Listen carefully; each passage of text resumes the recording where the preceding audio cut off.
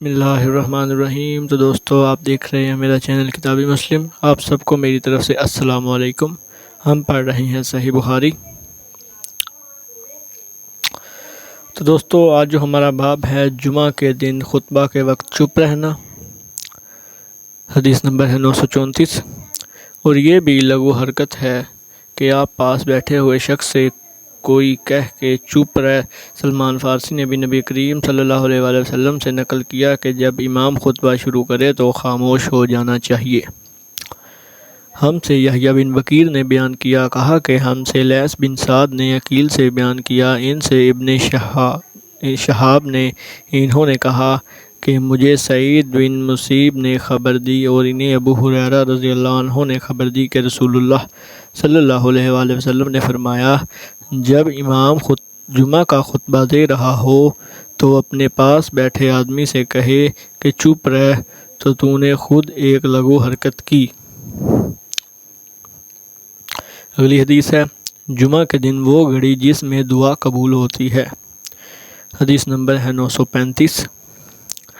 ہم سے عبداللہ بن مسلمہ کانبی نے امام مالک رحمۃ اللہ علیہ سے بیان کیا، ان سے ابو الزناد نے، ان سے عبد الرحمن اعرج نے، ان سے ابو ہریرہ رضی اللہ عنہ نے کہ رسول اللہ صلی اللہ علیہ وآلہ وسلم نے جمعہ کے ذکر میں ایک دفعہ فرمایا، اس دن ایک ایسی گھڑی آتی ہے جس میں اگر کوئی مسلمان بندہ کھڑا نماز پڑھ رہا ہو اور کوئی چیز اللہ پاک سے مانگے تو اللہ پاک اسے وہ چیز ضرور دیتا ہے۔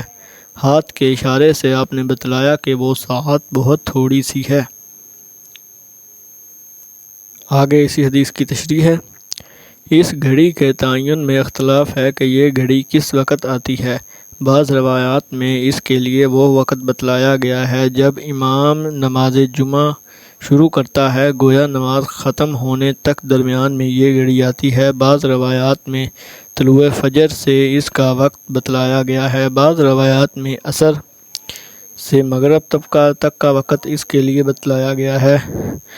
حافظ ابن حجر رحمۃ اللہ علیہ نے فاتح الباری میں بہت تفصیل کے ساتھ ان جملہ روایت پر روشنی ڈالی ہے اور اس بارے میں علماء اسلام و فقہائے اعظم نے 43 اقوال نقل کیے ہیں۔ امام شوکانی رحمۃ اللہ علیہ نے علامہ بن منیر کا خیال ان لفظوں میں نقل فرمایا ہے۔ یہ الفاظ لکھے ہوئے ہیں، یعنی اس گھڑی کے پوشیدہ ہونے میں فائدہ یہ ہے کہ ان کی تلاش کے لیے بکثرت نماز نفل ادا کی جائے اور دعائیں کی جائیں۔ اس صورت میں ضرور وہ گھڑی کسی نہ کسی ساعت میں اسے حاصل ہوگی۔ اگر ان کو ظاہر کر دیا جاتا تو لوگ بھروسہ کر کے بیٹھ جاتے اور صرف اس گھڑی میں عبادت کرتے۔ بس تعجب ہے اس شخص پر جو اسے محدود وقت میں پا لینے پر بھروسہ کیے ہوئے ہیں۔ بہتر ہے کہ مذکورہ بالاقوال کو بائیں صورت جمع کیا جائے کہ اجابت کی گھڑی وہ ایک ہی ساعت ہے جسے معین نہیں کیا جا سکتا، پس جو تمام اوقات میں اس کے لیے کوشش کرے گا وہ ضرور اسے کسی نہ کسی وقت میں پا لے گا۔ امام شوکانی رحمۃ اللہ علیہ نے اپنا فیصلہ ان لفظوں میں دیا ہے،